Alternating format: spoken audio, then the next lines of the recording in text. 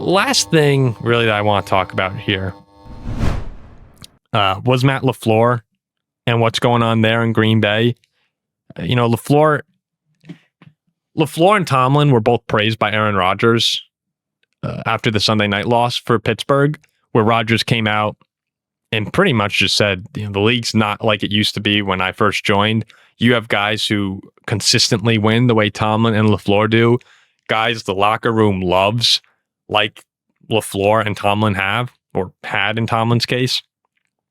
Those guys usually stay around and you keep building. But in today's NFL, there's just this constant pressure to win immediately. I mean, it's everything in life, right? Like, the instant gratification it's no joke. Everyone wants things immediately. There's no patience anymore. And that can be very damaging. If the Packers fire LaFleur, it might get worse, right? You have no pun intended, you have a nice floor with Matt LaFleur. And it's something that you shouldn't take for granted. And now it seems that they're a little caught up in negotiations about the longevity of the contract. The money, it seems like he's going to get somewhere around $14 to $15 million, which would put him, let me just see the range. 14, 15 million would have him about Kyle Shanahan, Nick Sirianni, Sean McVay territory. Those coaches, they're 6th and 8th, right? 2 tied for 6th and then 8th in the league with $14 and $15 million a season. And when LaFleur first got to Green Bay, he was making $5 million. Now he's probably in the $8 to $10 million range is what it seems. And coach contracts, the way they generally work, they're fully guaranteed. So what it seems the Packers are doing is they're trying to tack on a year or two to this contract as an extension, and LaFleur wants the guaranteed. He wants the 5-year guarantee, the deal Ben Johnson got. 5 years, $68 million. He wants, or it might have been more than that, 13 times 5. Yeah, 65. Liam Cohn, 5 years, $60 million, or $12 million a year. Harbaugh, right? $100 million over 5 years, $20 million a season. He wants that long-term deal. The Packers are a little less willing to give it to him.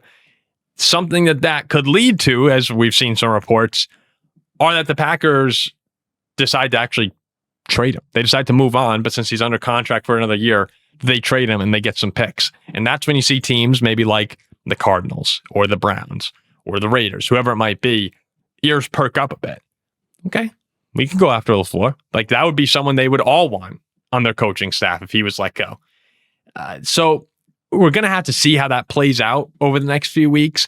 If I were Green Bay, I know that after the Chicago game, all the Packers fans wanted LaFleur fired. I know Ziggy on our show said that he would fire LaFleur too. I'd probably give him the deal. I'd probably, and then you know what, if it just all goes to shit, you figure out a way to get out of it. I think I'd give him the big contract. The outpouring of emotions from the players, that said a lot to me about how they feel about this guy. And it wasn't just backup players coming out and saying like, oh yeah, I love playing for him. This was Jordan Love. This was Micah Parsons. This was Josh Jacobs. Every single person you put a microphone in front of in Green Bay didn't even need to put a microphone in front of them. They were, I think Micah tweeted, right?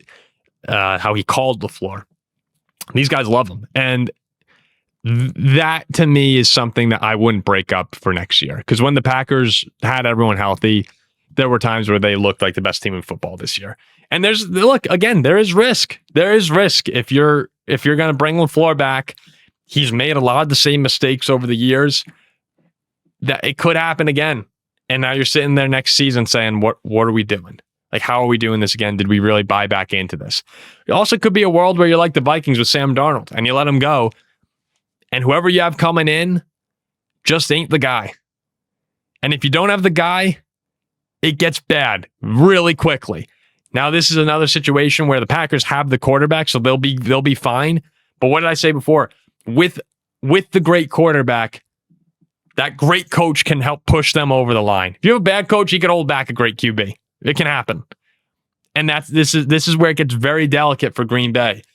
Invest everything in the guy that you think could be the guy, but has shown signs of not, or go down the unknown path. I'd probably keep the guy that you think and have a good feeling about being the guy.